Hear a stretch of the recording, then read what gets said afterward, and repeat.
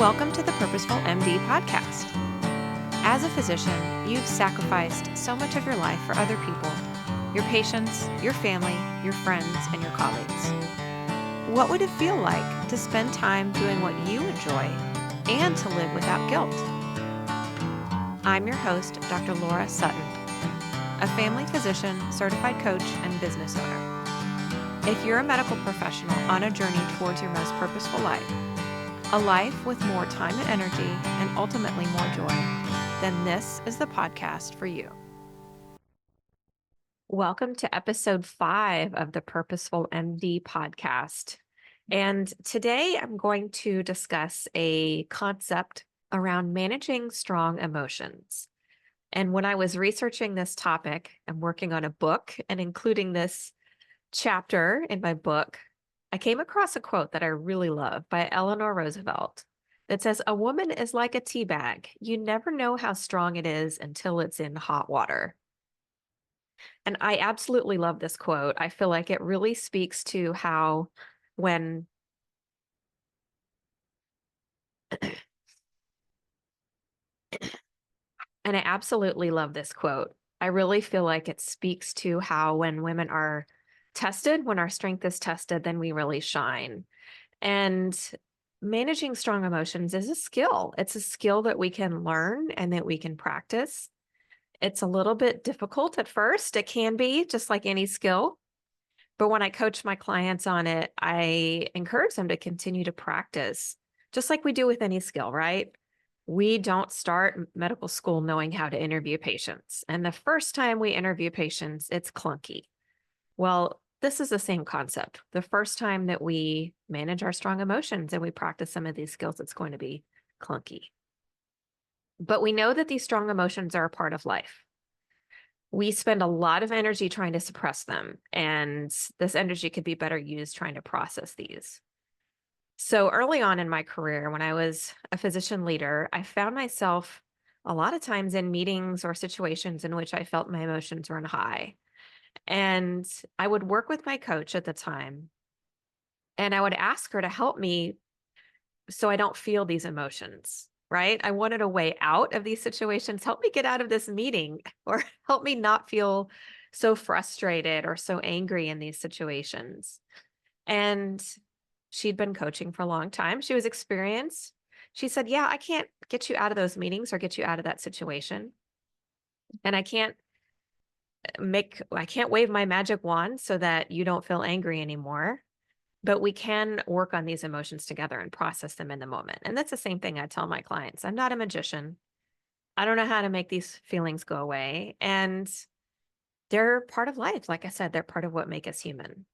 So what's more helpful in those situations is how to manage the strong emotions that come up in the moment. And I was new to this concept. I didn't have a lot of practice in doing this. I had noticed a lot of strong emotions throughout my life, of course, just like anybody, especially through medical training. But in medical training, we're taught to power through, right? There's no time. There's no time to deal with those strong emotions. You move on to the next patient, the next situation. You run the code in one trauma bay, and then you go tell the patient in the next trauma bay that they have cancer, and then you go deliver a baby upstairs.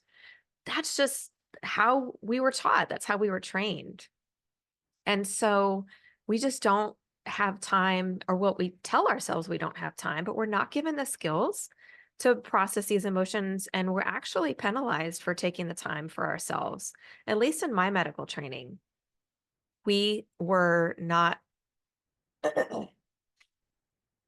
at least in my medical training, we were not taught the skills on how to get through these and process these in the moment. Because we're tough, right? We're physicians. We can muscle through anything. And that's part of what built us. That's part of what made us become physicians. So the coach that I was working with at this time, she'd been coaching a lot of physicians. So she knew how we were built, how we were wired. And then we had this same mentality of powering through. And she reminded me that the situations we find ourselves in are not typical situations. Doing CPR on somebody, delivering babies, declaring somebody, or letting a family know that their loved one has passed away, or declaring somebody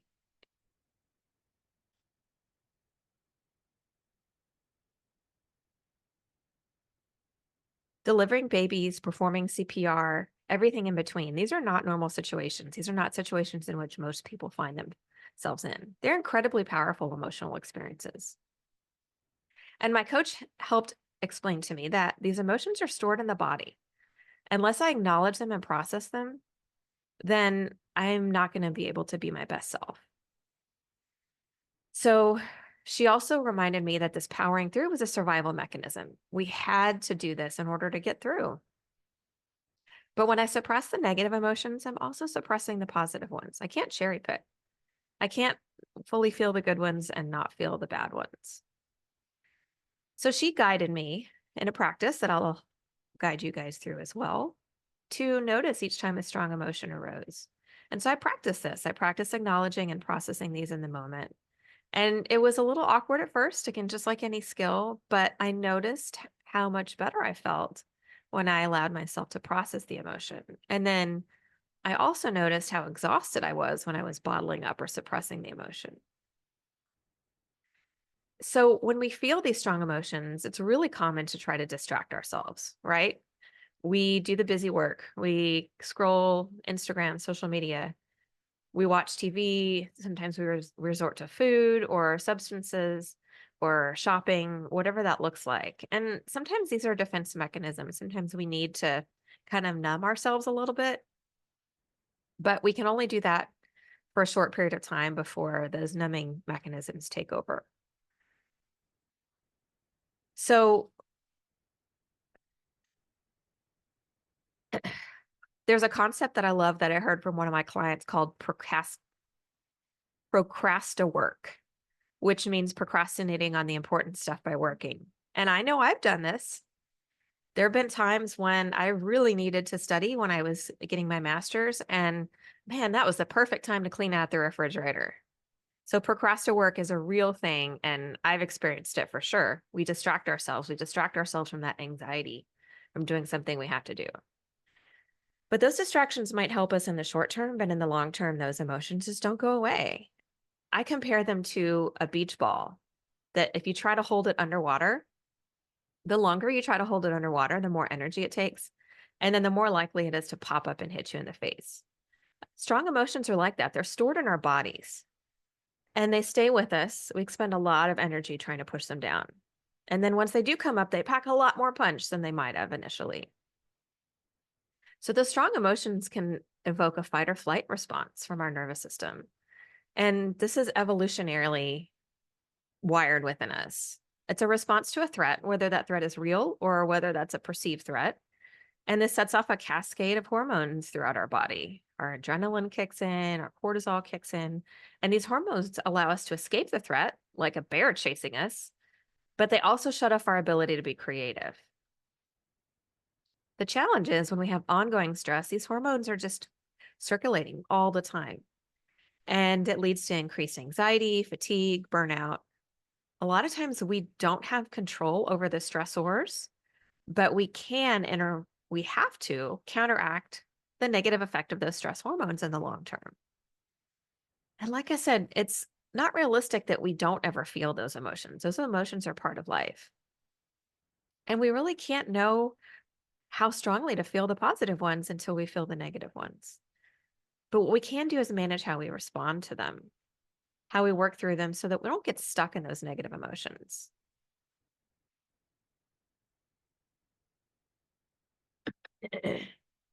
One of my favorite models was described in a book called Burnout: The Secret to Unlocking the Stress Cycle by doctors Emily and Amelia Nagoski. They're identical twin sisters who wrote this book several years back that I recommend to almost every single one of my clients. It's a fantastic book. And they describe what's called completing the stress cycle to process these strong emotions since they're stored in the body. And they suggest doing any of the following activities. So any physical movement counts. Sleep is a great one. Deep breathing for 1 or 2 minutes. And ideally, if we can make the exhale longer than the inhale, this helps to signal to our body that we're physically safe.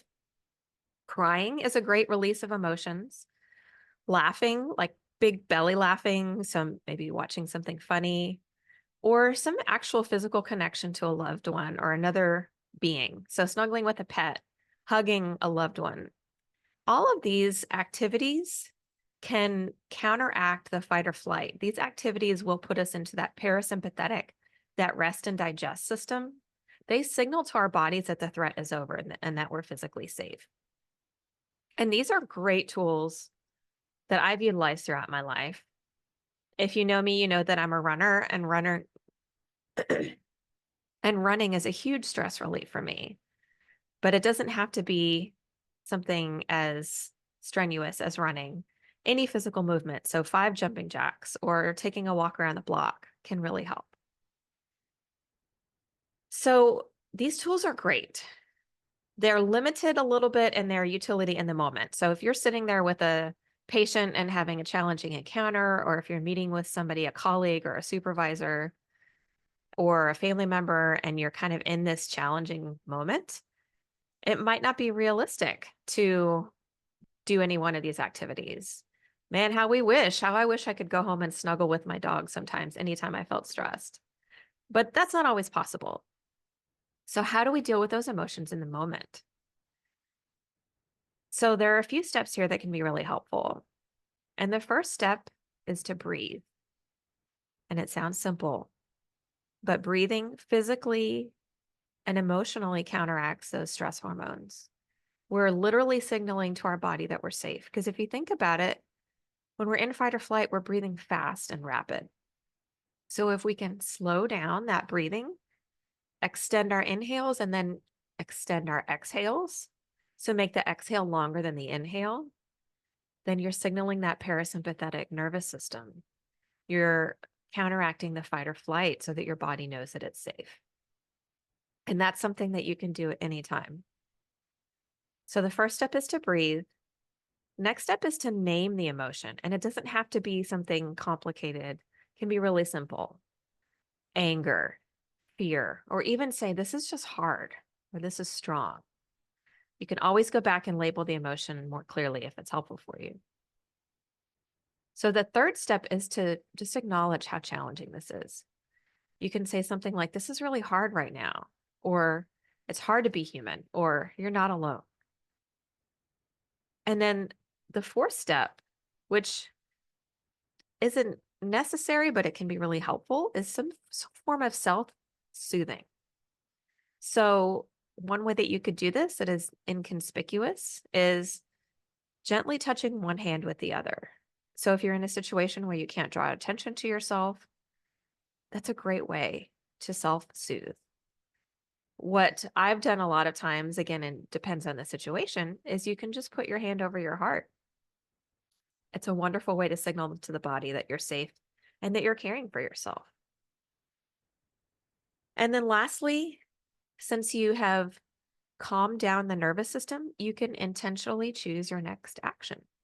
So if you're in a situation where you have a supervisor or somebody that's in your face yelling at you, then you can say, it's really difficult to hear you when you're speaking to me in that way.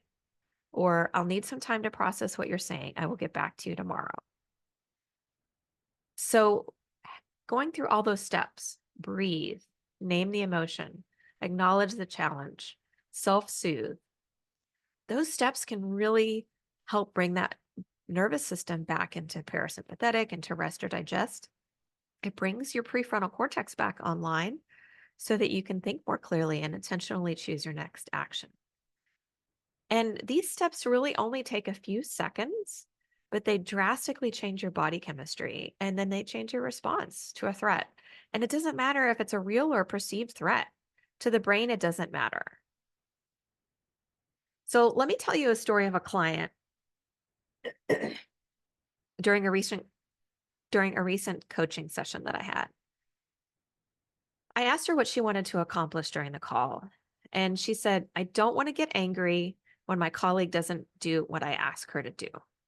And I hear this a lot from my clients, saying that they don't want to have a certain emotion. And it's usually a stronger, more challenging emotion like anger or fear or frustration. So again, it's understandable these emotions are uncomfortable. We tend to move away from discomfort. So as the fearless truth teller that I am as a coach, I told her the truth. I said, I can't prevent you from getting angry. And you can't prevent yourself from getting angry. Anger is a part of life. It's a normal human emotion.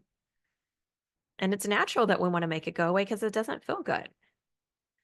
But my client, who was identified as a female, she'd been socialized that she wasn't allowed to get angry.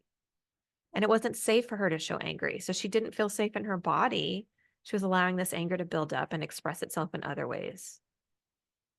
So the real challenge wasn't the anger itself, but was how she acted when she felt angry and what she was telling herself about the anger. She was telling herself that I shouldn't be angry. What my colleague was doing wasn't that bad. No one else around me is angry. It's wrong to be angry.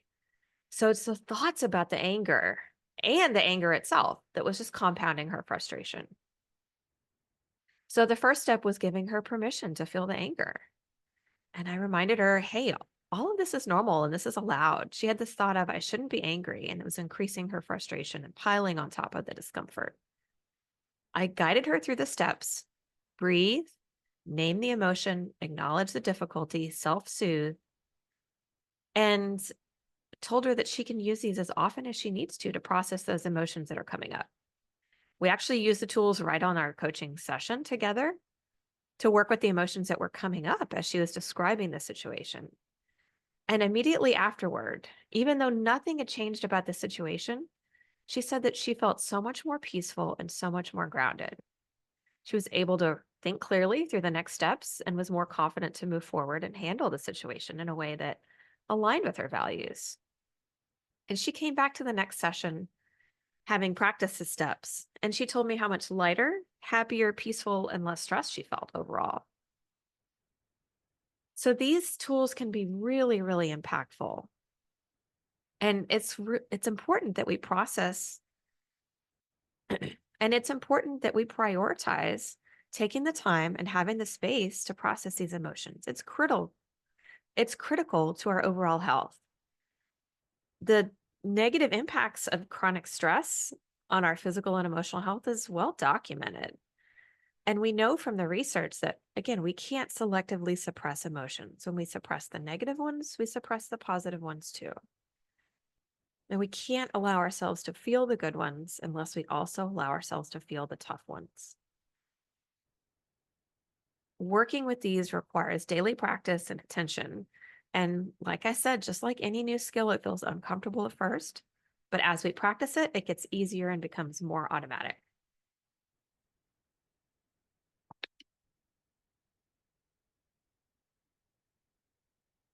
I encourage you to process these.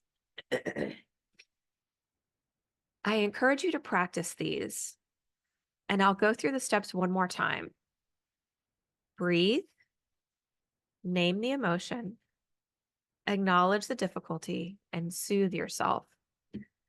And then you can decide your next action with a clear mind. You can intentionally choose your response. So I encourage you to try this often. This has been a journey for me, and it's something I practice all the time, but it has been so helpful for me. And it's been so impactful for me to realize when I am just bottling up those emotions, when I can allow myself to feel them, they actually just don't have as much of an impact on me as they originally would have.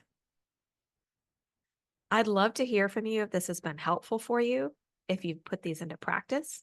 Please feel free to reach out to me if you have any other thoughts on what works for you.